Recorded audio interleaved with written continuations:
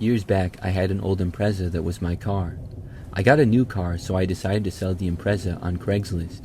This was before Facebook Marketplace was popular, and to me, Craigslist seemed like the best option for getting the most money I could for my car. If I traded it into a dealer or a dealership, I would probably get next to nothing, and I already had another car. So I took some pictures and then listed it online. The way Craigslist works, or at least worked back then, was you would create a simple listing and your phone number would be at the bottom. Anybody could contact you about what you were selling, either a text or a call. So the first few days after I made the listing, I wasn't getting much interest.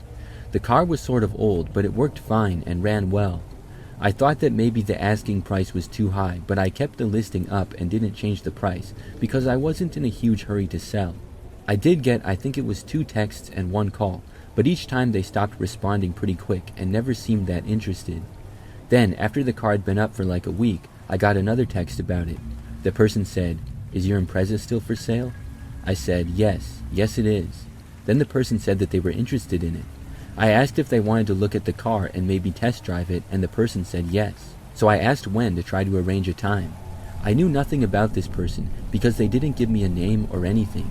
However, after I asked when they wanted to look at the car, they stopped responding. For several days, I got no texts at all. I was disappointed and figured that they just lost interest in the car for whatever reason. For the next few days after that, I got no texts or calls regarding the car. I was starting to forget about it because, like I said, I wasn't in a huge hurry to sell it. So now it was like a week after I had last heard from the person, or anybody else for that matter, about my car. I lived alone at the time in a smaller house that I was renting. It was nighttime, sort of late, about 10 o'clock, and I was in the living room. I got a text, and it was from the same person who had been texting with me about the car. He sent a picture of the car for sale as it sat in my driveway right by my house. This was not the picture from the Craigslist listing. This looked like a picture that had been taken about right now. The place that the person had taken the picture from was well in my driveway and on my property. I looked at the picture and was very confused. I finally texted back and said, "Are you at my house right now?" Pretty quickly the person responded saying, "I'm here to look at the car. Where are you?" I knew that I had never arranged the details of a time or date to look at the car with this person. I also realized that I had never given them my address, and it wasn't on the listing either. Plus, it was late at night for crying out loud. I asked the person how they got my address. They did not respond to this. Moments later, I heard a knock at the front door. I was not within view to see the door or out any of the windows. Plus, they were thankfully all covered entirely.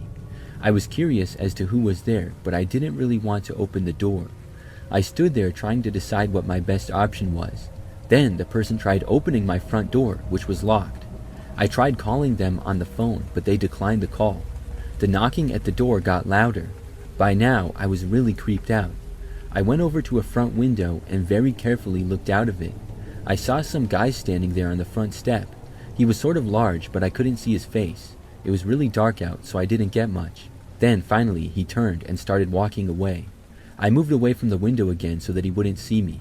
A short time later, I heard a loud noise, like something was being hit. Then I heard a car driving away down the street. I went and looked out the window, and he was gone.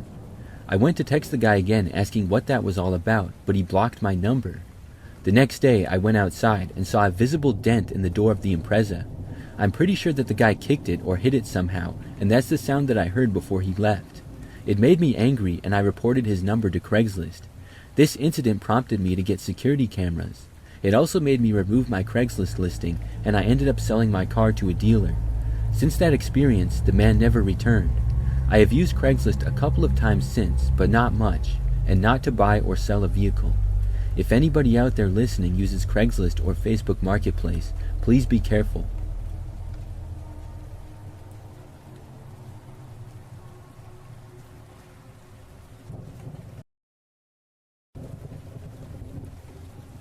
This story takes place back when I was in college. I attended a large university that was a couple of hours from where I'm from. I had lived in the dorms with my roommate Rachel the previous year. The two of us decided to rent a small college house together for that upcoming school year. We were able to find a place that was cheap that we could afford, but it didn't come with any furniture, so we had to get some.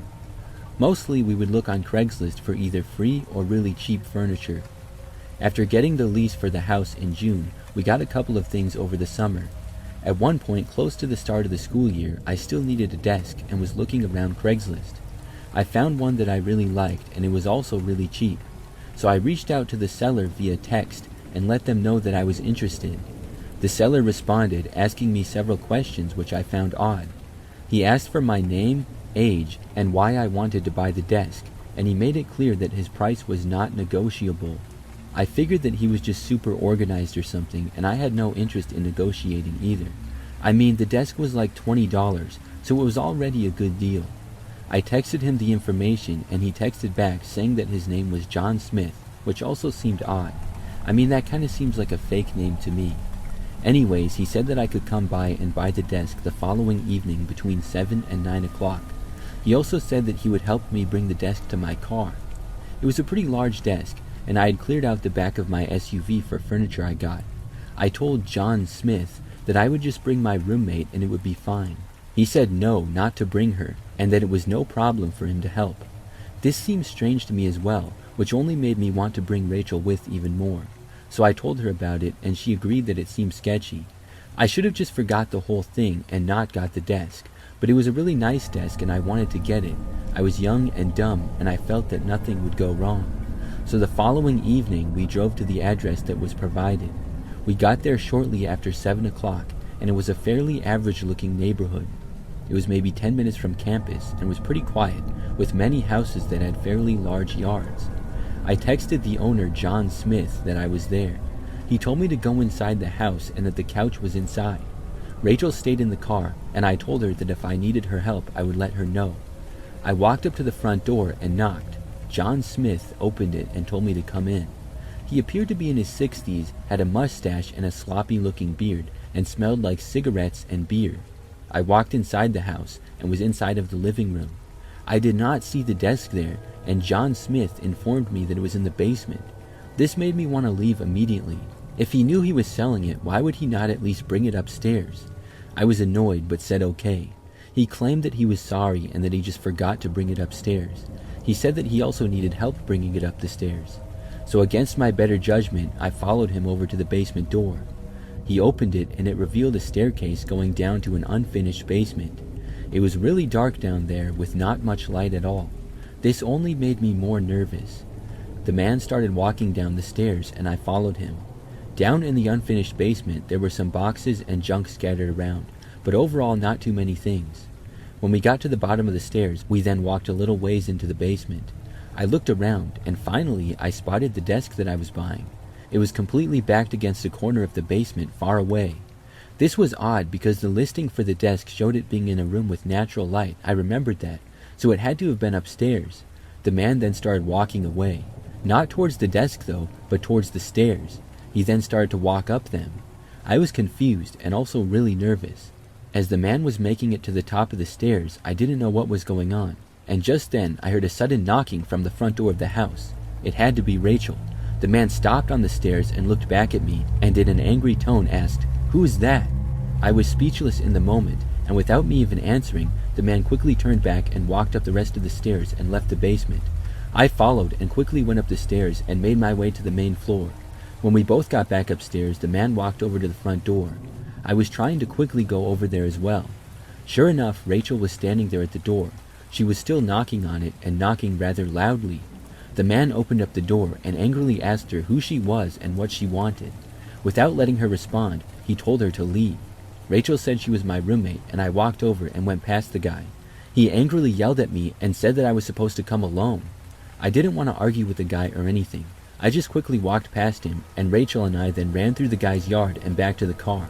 He was yelling and cursing at us the whole time. Then we left and drove back home. By the time we returned, the Craigslist listing was deleted. I still made a report to Craigslist about him though. I'm guessing that John Smith was not his real name, but I do have his address. I never heard anything more, so I don't know if anything was done about him.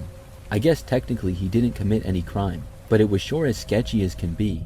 The fact that he wanted me to come alone was a major red flag. I should have never gone there, and I'm glad that Rachel came to the door when she did. She told me that she just had a bad feeling about it, and it seemed to be taking a long time, so she decided to just knock on the door and see how it was going. But when nobody answered the door for a while, she started loudly knocking. Thankfully, it worked.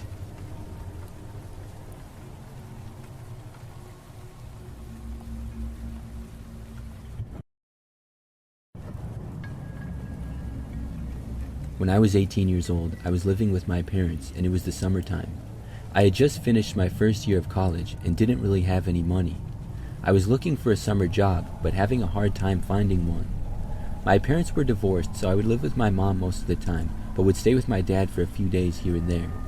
I remember that I really wanted money, and I decided to go on Craigslist to see if there were any odd jobs that I could do. They have a job section on the website for both temporary and permanent jobs. Most of the temporary jobs are things like yard work, projects, or helping people move, things like that. I saw one that seemed really easy. The ad simply said, "Watch my house when I'm away." I clicked on the ad to learn more, and to be 100% honest, my instincts told me right away that it seemed a little weird. There were a couple of pictures of the inside of this house, but not much information was given. However, what was given was the price that the owner would pay, and I don't remember exactly what it was, but it was pretty good. It was 2 nights staying at the house and watching it for probably like $400 or something. I responded quickly because it seemed like easy cash. The only thing I would have to do is live in some random person's house for 2 days and then get paid good money. The house didn't look super fancy or anything from the pictures, it just looked pretty average. I texted the owner and said that I was interested in the job. After texting back and forth for like 10 minutes with the guy, he said that I could have the job. So a few days later, I went to his house. I didn't tell either of my parents, and I was staying at my dad's at the time. I told him I was going to a friend's for a couple of nights. My mom was way more strict than my dad, and I know she would have asked a bunch of questions, but my dad just said, "Cool, have fun." I knew my parents would not have let me do it if I told them, but I was thinking that it would be fine, and I really wanted the money. After I got to the address, which was like 15 minutes away, the house looked pretty average. In fact, if anything, it didn't really look that nice. The neighborhood had a decent amount of houses and it seemed pretty quiet. I knocked on the door and a man answered whose name was Jerry. He was like 50 or so and said that he was going out of town for a few days. The only instructions he gave me were to watch the place and to stay there and sleep in the guest room. That was it. He didn't have any pets or plants, so I wasn't sure why I had to watch the house. Maybe he just wanted peace of mind knowing that somebody was there and he had the money to pay for it. Then he gave me a set of keys and left. It seemed kind of weird, but it was all right with me. The house was kind of small and not that nice. It had just 1 level, and then a basement which I didn't bother to go down and look at. There was a living room, dining room, kitchen, bathroom, and 2 bedrooms. There was not a whole lot of furniture either, but enough to be comfortable.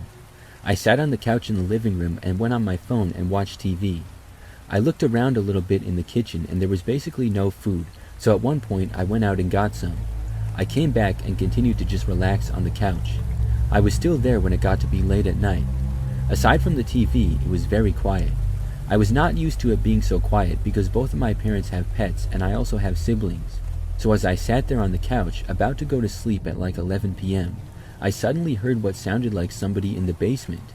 It was footsteps walking around down there. Right away, it really spooked me. I didn't know what that could possibly be. I was too scared to go down and investigate. I got up from the couch and just stood there, but the noises seemed to stop after that. I stayed on the couch listening and watching the TV to take my mind off it. The noises were really not that loud, but it definitely seemed like somebody had been walking around down there. After like 10 minutes, I heard the footsteps again. This time, they started coming up the stairs. There was no mistaking it this time, because I heard the creaking of the stairs as they walked up. I was terrified.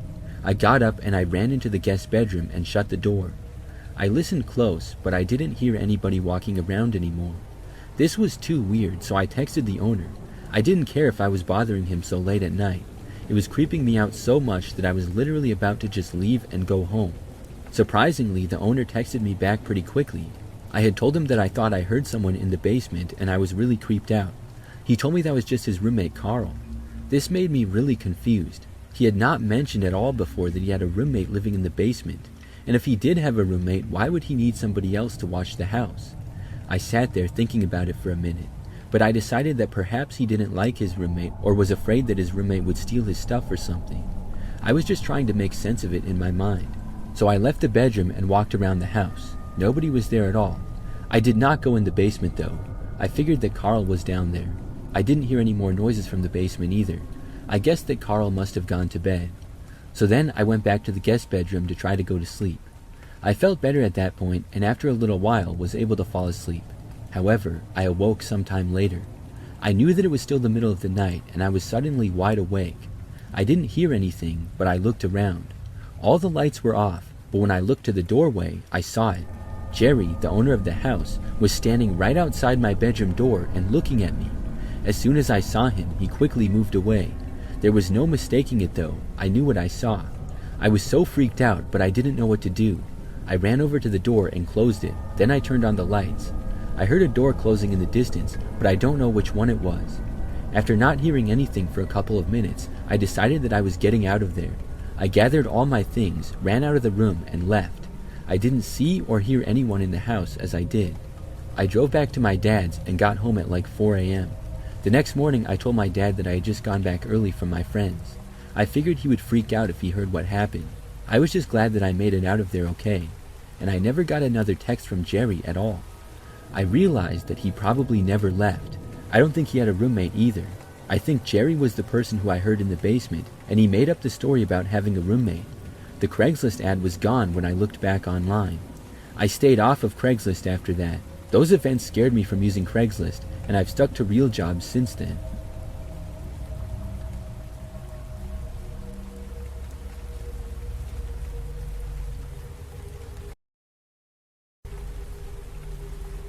A couple of years ago, I was looking for a new car.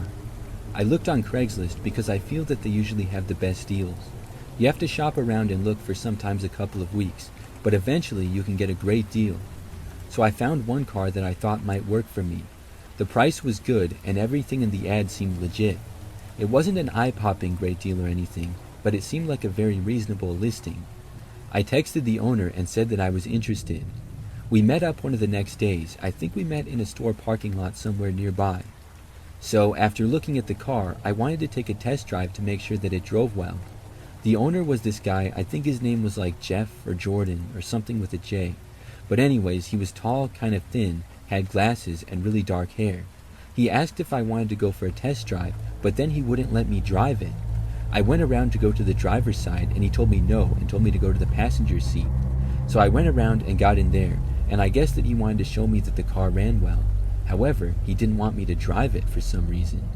So we left the parking lot and began driving down the road. I figured maybe he was just overprotective about his stuff, but this guy started to drive really far away. At first, I didn't realize because I was trying to pay attention to how the car ran. I was more concerned that he might be trying to scam me or something because he wasn't letting me drive. Soon though, we had been driving for like 10 minutes at least, and he hadn't turned around or anything. He seemed like he knew where he was going. Like he wasn't just casually driving around and making random turns nearby the parking lot. He was pretty much just going straight down this one quiet road. We got farther and farther away, and he wasn't saying anything. I told him that we could go back now. The guy said that he wanted to show me how good the car was. I said, I can see it's good, you can take it back now. He said just 1 second, and then kept driving. We drove in silence for the next couple of minutes. After a while, I couldn't take it anymore, and I asked him to turn around, and he said just a minute again. I waited, and still nothing. This was starting to feel really sketchy. I told him that I wanted to go back now, and he completely ignored me. I didn't know what I could do though. He was driving way too fast to just jump out of the car, and I could not try to fight him. I'm a woman who's barely 5'2", and this guy was about 6 feet tall and probably a lot stronger. He turned at one point and went down another random road. This one was also very quiet, and then he kept driving down it. I took out my phone and had no signal. Thanks, T-Mobile. After driving for about another 5 minutes, I saw something up ahead. It was a police car on the right side of the road. I'm not sure if he was trying to pull over speeders or what, because there were no other cars or people nearby. It was just a cop parked on the side of the road. As we approached the cop, I knew that we were going to drive right past him. I tried to roll my window down, but just when it started to go down, it stopped. I realized that the guy driving had disabled my window. Then he rolled it all the way back up. We were getting closer to the cop. Right before we got to him, I started frantically waving to the cop like crazy. I hoped that he would notice. When I did, the guy driving told me to stop and started cursing at me. He tried to grab me and we swerved the car a little. After we drove past the cop, I looked in the mirror and saw the police car start to pull out. Then the blue lights went on. I felt a huge wave of relief. The guy driving asked me what was wrong with me and why I did that stuff. I told him that I just wanted to get out of there. The man pulled over and claimed that he did nothing wrong. But this so-called test drive had been going on for like 30 minutes, and a whole 20 minutes after I told him that I didn't want to go any further and to turn back. After pulling over, a police officer came out and approached us. He asked what was going on and why I was waving frantically and if everything was okay. The guy driving quickly started talking and said we were on a test drive and that I was acting crazy for no reason. I said that I just wanted to get out of the car and leave. The man said no. It's funny how suddenly now he was talking, but when I was asking him to turn around and stuff, he was either completely ignoring me and not talking at all, or just giving basic small responses. Anyways, the cop said that the man was not allowed to hold me against my will, and the guy finally let me out of the car at that point. I explained to the police officer what happened, and he ran the man's ID. Another police officer was called to the scene. In the end, they sadly ended up letting the man go.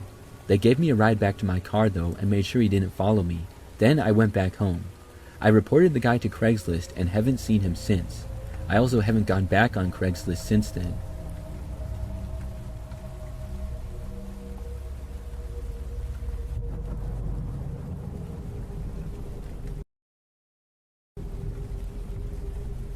This is my Craigslist horror story. I wanted to buy a TV from there last year. I saw an ad for a nice TV that looked pretty new. It was an LG and the price was really good, a lot cheaper than you can get at the store. It was also a pretty new TV, and I figured that I would be getting a great bargain.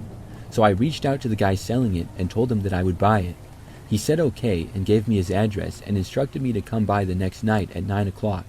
It was cool with me, so I went over there the next evening.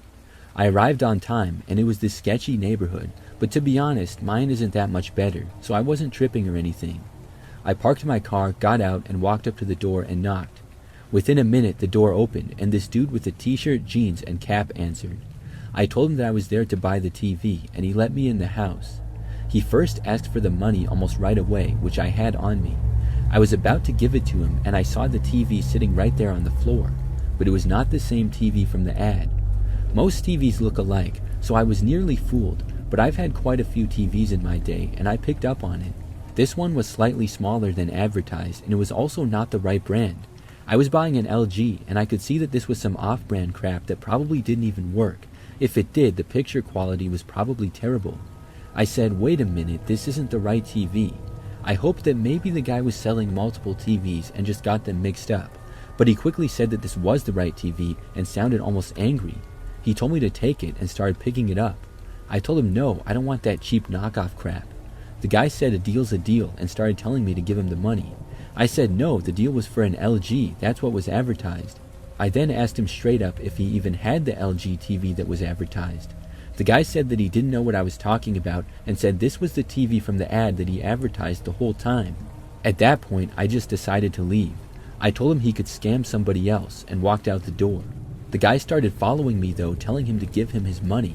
I didn't see a weapon or anything, and I don't think he had one, at least I hope not.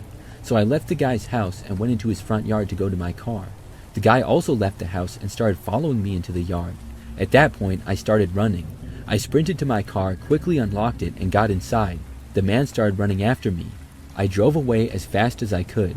The guy ran all the way out to the street after me, but he wasn't able to quite reach me, thankfully. I went back home and looked at the ad again. It was still up, and it was still advertised as an LG, which was larger and not at all the same as the TV he tried to sell me. I'm glad I got out of there. Next time I buy something on Craigslist, I'm not entering anybody's house, and I'm not showing them any money until I see that it's not a scam.